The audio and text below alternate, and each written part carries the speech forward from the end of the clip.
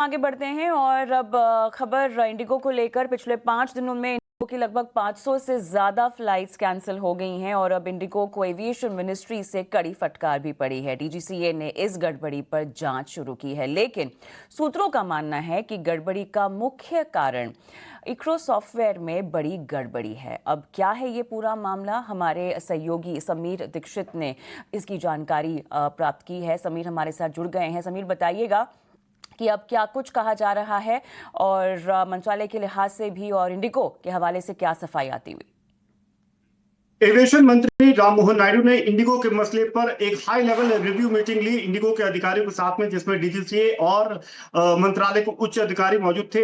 मंत्री की तरफ से साफ हिदायत दी गई कि ये जो स्थिति है ये ठीक नहीं है। नाखुशी जताते हुए इंडिगो को आदेश दिया गया कि वो फौरी तौर पर कदम उठाए ताकि पैसेंजर्स को जो इनकन्वीनियंस हो रही है इसको कम किया जा सके। मंत्री ने एयरपोर्ट डायरेक्टर्स को भी ये इंफॉर्मेशन, ये डायरेक्शन दिया है कि वो क्लोज कोऑर्डिनेशन में काम करे पूरे देश के जितने भी एयरपोर्ट है, ताकि जितने भी पैसेंजर्स एयरपोर्ट पे आ रहे हैं या उनको अगर दिक्कत है तो उसको कम किया जा सके, उन्हें जरूरी असिस्टेंस मुहैया कराया जा सके। लेकिन इसके पहले डीजीसीए ने इंडिगो के उच्च अधिकारियों के साथ में एक अहम समीक्षा बैठक करी इसी मसले को लेकर के, जो मैसिव फ्लाइट डिस्रप्शन है। इंडिगो ने डीजीसीए को ये इस बात की जानकारी दी कि उनसे गलती हुई है। जो केबिन क्रू की जरूरत थी नए एफडीटीएल नॉर्म्स के आने के बाद में, वो जरूरत को वो ठीक तरीके से एनालाइज नहीं कर पाए, उसको कैलकुलेट नहीं कर पाए। नतीजा ये हुआ कि जब नवंबर 2025 से नए फ्लाइट ड्यूटी टाइम लिमिटेशंस लागू हुए तो कैबिन क्रू और पायलट्स की का जो गैप हो गया, उसके चलते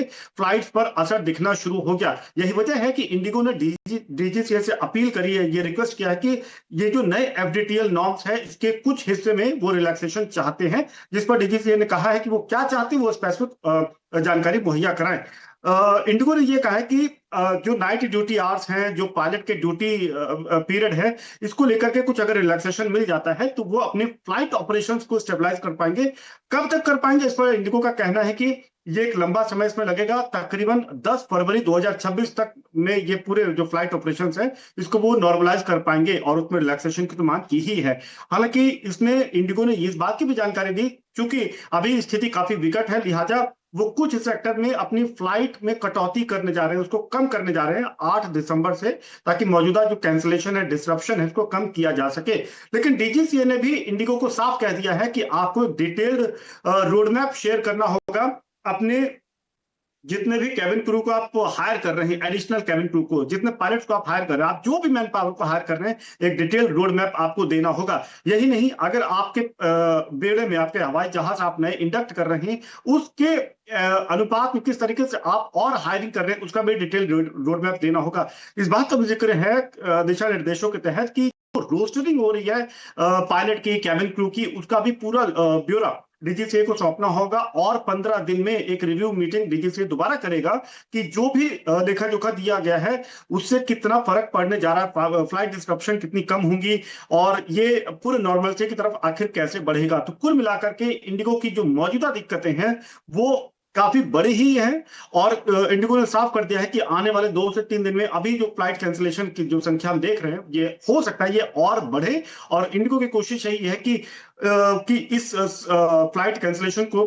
धीरे धीरे कम किया जा सके, कैबिन क्रू पायलट को और हायर किया जा सके और 10 फरवरी या उससे पहले तक जो एंटायर ऑपरेशन है इसको नॉर्मलसी की तरफ वो लेकर के आ पाए। और राइट, शुक्रिया समीर ये एक्सक्लूसिव जानकारी के लिए, और इस पर लगातार अपडेट के लिए आपसे हम संपर्क करते रहेंगे। फिलहाल धन्यवाद। लेकिन चलिए इसी